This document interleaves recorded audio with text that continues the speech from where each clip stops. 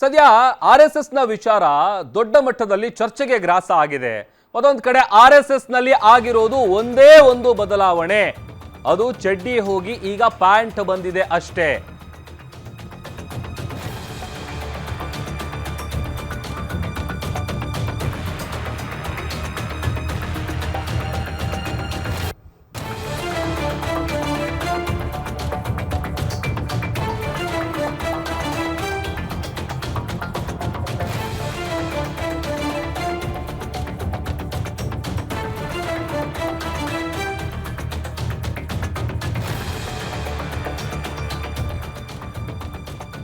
RSS ನಲ್ಲಿ ಆಗಿರೋದು ಒಂದೇ ಒಂದು ಬದಲಾವಣೆ, ಚಡ್ಡಿ ಹೋಗಿ ಈಗ ಪ್ಯಾಂಟ್ ಬಂದಿದೆ ಅಷ್ಟೇ.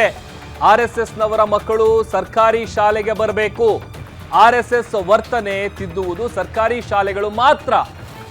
ಈ ಒಂದು ಕಂಪನಿ ಆಕ್ಟ್ ನಲ್ಲಿ RSS ರಿಜಿಸ್ಟರ್ ಆಗಿಲ್ಲ ಅಂತ ಶಿವಮೊಗ್ಗದಲ್ಲಿ ಸಚಿವ ಮಧು ಬಂಗಾರಪ್ಪ ಅವರು ಹೇಳಿಕೆಯನ್ನು ಕೊಟ್ಟಿದ್ದಾರೆ.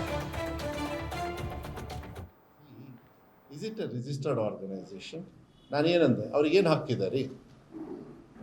ರಿಜಿಸ್ಟರ್ ಮಾಡ್ಕೊಳ್ಳಿ, ಹೋರಾಟ ಮಾಡಿ, ಉದ್ದೇಶಗಳು ಹೇಳಿ, ಆಯ್ತಪ್ಪ. ಏನು ಫ್ರೀಡಮ್ ಫೈಟರ್ಸಾ ಇವರು? ಇವ್ರು ಫ್ರೀಡಮ್ ಫೈಟರ್ಸಾ ರೀ? ಹಾದಿ ತಪ್ಪಿಸ್ತಕ್ಕಂಥ ಒಂದು ವ್ಯವಸ್ಥೆ ರೀ, ಹಾದಿ ತಪ್ಪಿಸ್ತಕ್ಕಂಥ ಒಂದು ವ್ಯವಸ್ಥೆ ಅಲ್ಲ ರೀ. ನಿಮ್ಮ ದೇಶದ ಜನಗಣಮನ ಹೇಳಲ್ಲ ಇವರು, ನಮ್ಮ ದೇಶದ ಪವಿತ್ರವಾಗಿರ್ತಕ್ಕಂಥ ದೇಶ ಫ್ಲಾಗಿಗೆ ರೆಸ್ಪೆಕ್ಟ್ ಕೊಡಲ್ಲ ಇವರು.